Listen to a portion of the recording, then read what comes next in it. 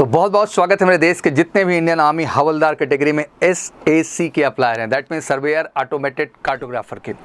इसको लेके लगातार कई सारे प्रश्न मेरे सामने आ रहे हैं और प्रश्न होना लाजमी भी है, क्योंकि इतने दिन बाद ये वैकेंसी आई है तो ये जानना बहुत ज़रूरी हो जा रहा है सर कि एलिजिबिलिटी क्या है। जब हम क्वालिफिकेशन के दृष्टिकोण से देखें सर, एज का क्राइटेरिया क्या है सर, एग्ज़ाम पैटर्न क्या है सर, सिलेबस क्या क्या है सर, कैसे कवर करना है सर, कैसे पढ़ना है, और कैसे जब 17 अप्रैल ऑनवर्ड इसका ऑनलाइन एग्ज़ाम होने जा रहा है उसके लिए कैसे हमें खुद को तैयार करना है। ये सारे प्रश्न आपके अहम हैं और इन्हीं प्रश्नों का जवाब लेके मैं आपके सामने हाजिर हूँ और कोशिश करूँगा इस सेशन के माध्यम से कि सर्वेयर ऑटोमेटेड कार्टोग्राफर हवलदार कैटेगरी में जितने भी तरह के आपके क्रॉस क्वेश्चन हैं बच्चा वो खत्म हो जाएँ और आप फोकस होकर के तैयारी करना शुरू कर दें। और तैयारी तो देखो फोकस होकर करना पड़ेगा बच्चा, क्योंकि अगर हवलदार SAC सर्वेयर ऑटोमेटेड कार्टोग्राफर की तैयारी की बात करते हैं तो भारत में इकलौता संस्थान मेजर कलसी क्लासेज ही है जो आपको ऑनलाइन पे भी ऑप्शन देगा और ऑफलाइन पे भी देगा। मतलब दोनों ही प्लेटफॉर्म से आप जुड़ सकते हैं, क्योंकि आप जान ही रहे हैं कि आपको डेडिकेट अच्छी मैथ पढ़ना है, अच्छी फिजिक्स पढ़ना है, अच्छी केमिस्ट्री पढ़ना है। तो ध्यान रखिए मेरे जितने एयरफोर्स के भी बच्चे हैं,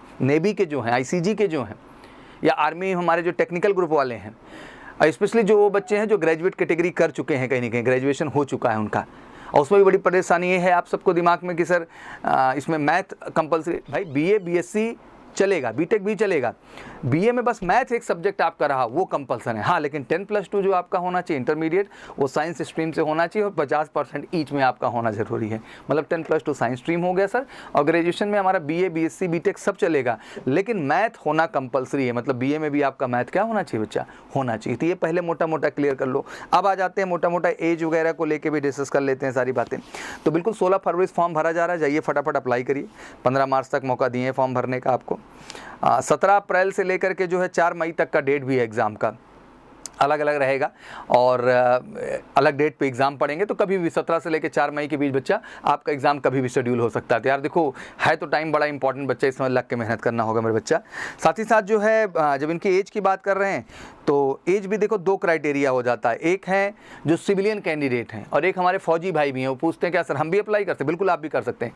तो सिविलियन के लिए जो एज रखा गया वो 20 से 25 साल है, जो कि 1 अक्टूबर 1998 से 1 अक्टूबर 2003। अगर इसके बीच आपका एज है या पर्टिकुलर ये एज है आप अप्लाई कर सकते हैं। और जो हमारे फौजी भाई हैं उनको जो है 20 साल से लेकर अप टू 28 साल तक मौका दिया गया है।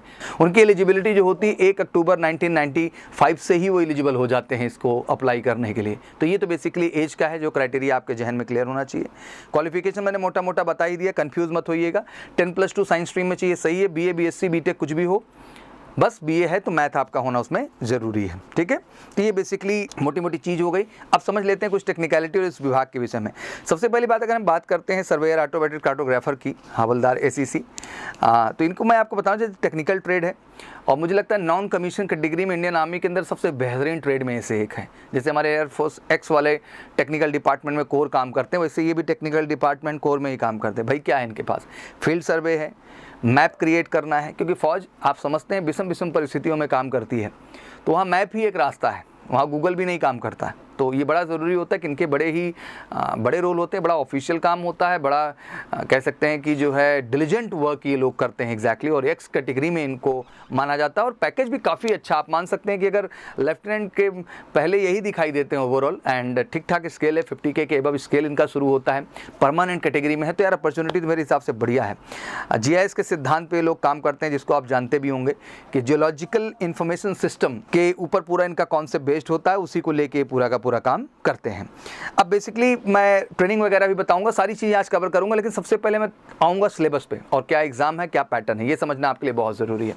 और जैसे मैंने शुरू में ही पॉइंट आउट कर दिया कि इसकी स्पेशल प्रिपरेशन केवल MKC के साथ है पूरे भारत में, तो कहीं भटकिएगा मत, क्योंकि कहीं भी और जाएंगे तो केवल धोखा मिलेगा आपको।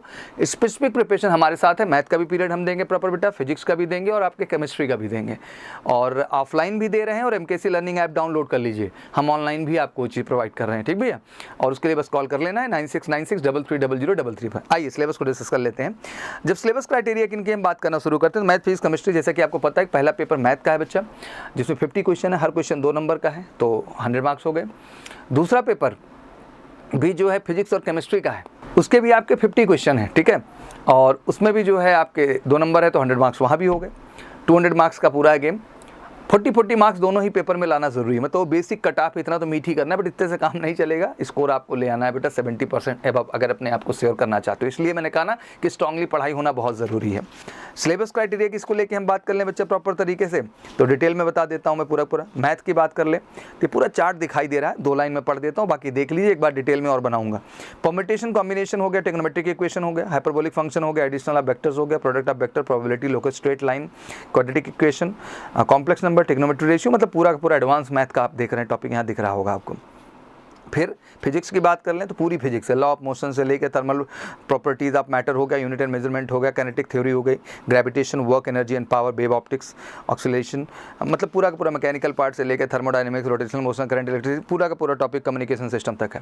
और केमिस्ट्री का भी सिलेबस इसमें हल्के में मत लीजिए, इसका भी काफ़ी ब्रॉडर सिलेबस देखने को मिलेगा, जिसमें आपका एस ब्लॉक, पी ब्लॉक और हाइड्रोकार्बन सोल्यूशंस हो गए, सरफेस केमिस्ट्री हो गया, थर्मोडायनेमिक्स हो गया, एसिड बेस हो गए, हाइड्रोजन एंड इट्स कंपाउंड हो गया, एटॉमिक स्ट्रक्चर हो गया, D and F block element हो गए, कोऑर्डिनेशन कंपाउंड हो गया, एनवायरमेंटल केमिस्ट्री हो गई, सॉलिड स्टेट हो गया, इलेक्ट्रोकेमिस्ट्री हो गई, केमिकल काइनेटिक्स हो गया। तो ये पूरा केमिस्ट्री का टॉपिक है, ऑर्गेनिक कंपाउंड कंटेन नाइट्रोजन तक, ये पूरा टॉपिक आपके केमिस्ट्री को होगा। बढ़िया सिलेबस है बच्चा, अच्छे से पढ़ना पड़ेगा।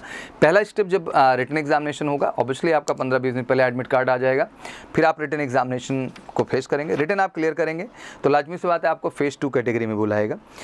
फेज़ 2 भी बड़ा इंपॉर्टेंट है, इसमें आप कह सकते हैं 1.6 किलोमीटर की रेस है, उसमें भी ग्रेड 1 ग्रेड 2 की कैटेगरी में आप जाते हैं, मतलब ग्रुप 1 ग्रुप 2 में 5 मिनट 30 सेकंड में कर लेते हैं 1.6 किलोमीटर ग्रेड, तो ग्रुप 1 में आएंगे, और 5 मिनट 45 सेकंड में जाते हैं तो ग्रुप 2 में जाएंगे।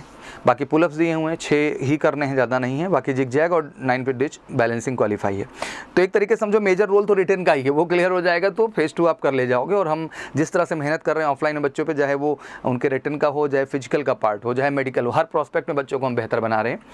इसके बाद जो है आपको मेडिकल के लिए बुलाया जाएगा। मेडिकल के बेसिक प्रोसीजर हैं, वो पूरा medical facility major Kalsi health care centre में है ही, जहाँ पे आपको प्रॉपर मेडिकल का सेगमेंट सब चेक हो, जैसे नॉर्मल हियरिंग हो गई, नेचुरल नंबर ऑफ टीथ होने चाहिए, मतलब 14 डेंटल पॉइंट्स आपके हों, शुड हैव जो है deformity of bones, hydrocele piles and varicose veins, ये सब कुछ होना नहीं चाहिए। और बिल्कुल आपका जो फौजी भाई जो सेप 1 मेडिकल आपका है, तो आप बिल्कुल एलिजिबल है, आपको दिक्कत करने का ज़रूरत नहीं है। अब आ जाते हैं कि रिटन हो गया सर, फिजिकल हो गया, मेडिकल हो गया, अब आगे की प्रक्रिया क्या है सर इसके बाद, तो बिल्कुल आपका फिर ट्रेनिंग प्रोसीजर शुरू होता है। ट्रेनिंग प्रोसीजर की बात कर लें तो आपका बंगाल इंजीनियरिंग सेंटर है, जहां सबसे पहले आपको बेसिक ट्रेनिंग के लिए भेजा जाएगा, जो कि रुड़की में सिचुएटेड है। कहाँ है? रुड़की। 6 महीने वहाँ आप रहेंगे, फिर 6 महीने आपको एडवांस ट्रेनिंग में भेजा जाएगा वहीं से। ये हाथी जो है, बड़कला जो है, देहरादून में ही जगह है, सर्वे ऑफ इंडिया, और वहाँ जाएंगे आप 6 महीने फिर से ट्रेनिंग करेंगे। फिर पुनः आप जो है बंगाल जो है रेजिमेंटल सेंटर पे आ जाएंगे, पुनः बंगाल इंजीनियरिंग सेंटर पे भेजा जाएगा, जहां आपके कसम परेड वगैरह के जो प्रोसेस है उनको कंप्लीट कर दिया जाएगा। फिर आपका जो है कसम परेड हो जाता है, फिर उसके बाद आपको स्पेशल 1 ईयर के एडवांस ट्रेनिंग प्रोसीजर में भी ये लोग भेजते हैं, तो 1 ईयर की ट्रेनिंग आप जाएंगे पुनः हाथी बरकला में, जो कि देहरादून में है, वहीं कंप्लीट करेंगे। और ट्रेड ट्रेनिंग पूरी होने के बाद जो है बंगाल इंजीनियरिंग सेंटर पर आप पहुँचेंगे और आपकी पोस्टिंग कर दी जाएगी जहाँ जाएंगे। SEC जो हमारे के तहत, मतलब जो सर्वेयर ऑटोमेटिक कार्टोग्राफर, इसके तहत जो पोस्टिंग होती है भैया वो 3 जगह है केवल, दिल्ली है आपका, बेंगलोर है और देहरादून है, ठीक है ना। तो बिल्कुल जो है मैं यही कहना चाहता हूँ कि it's a great opportunity. 3 centre हैं, बड़ा ऑफिशियल काम है, अच्छा काम है। अपने हिसाब से सारी जानकारी मैंने आपको दे दी, सिलेबस भी क्लियर हो गया, एज भी क्लियर हो गया, फिजिकल स्टैंडर्ड भी बता दिया, मेडिकल स्टैंडर्ड भी बता दिया। बट अब मसला यही है कि फॉर्म भरना बहुत ज़रूरी है, तो फटाफट पहले जाके फॉर्म अप्लाई करिए। बिल्कुल इंडियन आर्मी की वेबसाइट पे ही जाके अप्लाई करिएगा, मेजर कल्सी क्लासेस की वेबसाइट पे भी जाके कर सकते हैं, वहाँ भी लिंक आपको मिल जाएगा नोटिफिकेशन सेक्शन में। अल्टीमेट यही कहना चाहता हूँ बेटा, फटाफट फॉर्म भरिए, जो भी इसके लिए एलिजिबल है, ग्रेजुएट हैं सब लोग फॉर्म भरिए इसके लिए जम के। BTech वाले भी जो बच्चे हैं उनको भी मैं कहूँगा जाइए इसके लिए जम के फॉर्म भरिए, it's a great opportunity.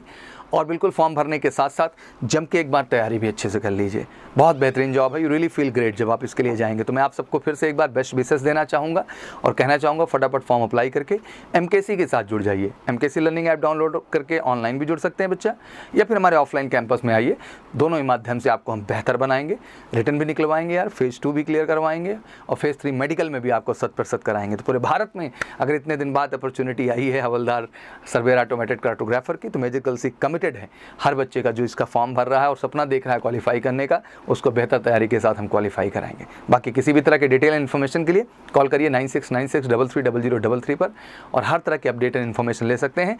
Batch advance booking start है तो जरूर फ़ोन करके बुकिंग कर लीजिए। बाकी कोई भी क्वायरी हो, कोई भी क्वेश्चन हो तो प्लीज़ कमेंट बॉक्स में मेंशन करिए। मैं फिर से हाजिर होऊंगा आपके सामने सटीक, सही और सबसे अपडेटेड इन्फॉर्मेशन लेके। Thank you so much, wish you good luck. जय हिंद, जय भारत।